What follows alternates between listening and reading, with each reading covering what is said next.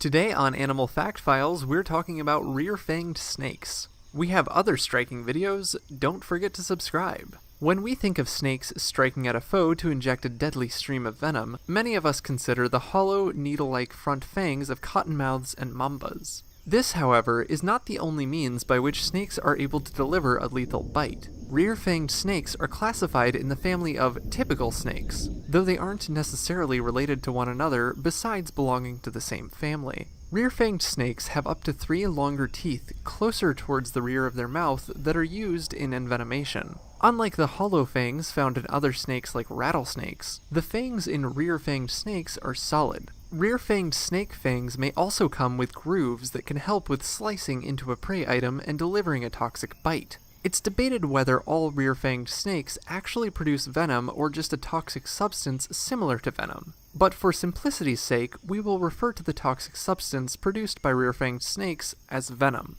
The venom in rear-fanged snakes is not an instantaneous release as it is with vipers. In fact, rear-fanged snakes don't even really store venom. Instead of a quick one-and-done tactic, rear-fanged snakes latch on and chew their food. This chewing motion creates a wound in the prey, which leaves more opportunity for toxic saliva to seep in and take effect. Often, rear-fanged snake venom has evolved to be more potent to specific targets. For example, Mexican vine snakes specialize in hunting lizards, while tentacled snakes excel in hunting fish. This often means that while a rear-fanged snake's venom might be deadly to its main food source, it's wimpy when used against other animals. In humans, depending on the species of rear-fanged snake, a rear-fanged snake bite can be as bad as a bee sting or as deadly as a death claw. Often, it also depends on how long the snake has an opportunity to chew.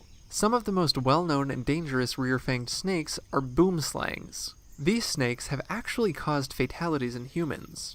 There are also twig snakes and vine snakes, all of whom should be granted a wide berth if ever encountered in the wild. Then, of course, there are rear-fanged snakes who are known to produce toxins but aren't known to be super deadly to humans. Heck, many of them aren't known to be deadly to humans at all. Some of these rear-fanged snakes are often kept by snake enthusiasts and pet owners. Examples of rear-fanged snakes who are labeled as harmless include hognose snakes and false water cobras. Though these snakes are able to produce toxin-filled saliva, and in turn may be labeled as venomous, this venom is often considered not potent enough to be dangerous to humans. Then there are the rear-fanged snakes who are truly labeled as non-venomous, but may actually be able to produce a toxic bite under the right circumstances. An example of one of these would be a snake most people, at least most people who love snakes, have encountered at some point in their lifetime: garter snakes.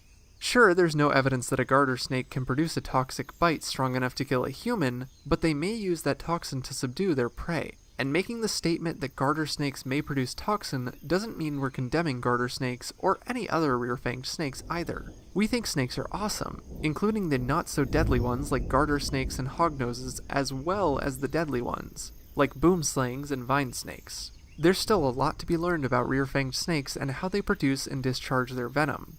If you would like to learn more, check out the links in the description. Give a thumbs up if you learned something new today, and thank you for watching Animal Fact Files.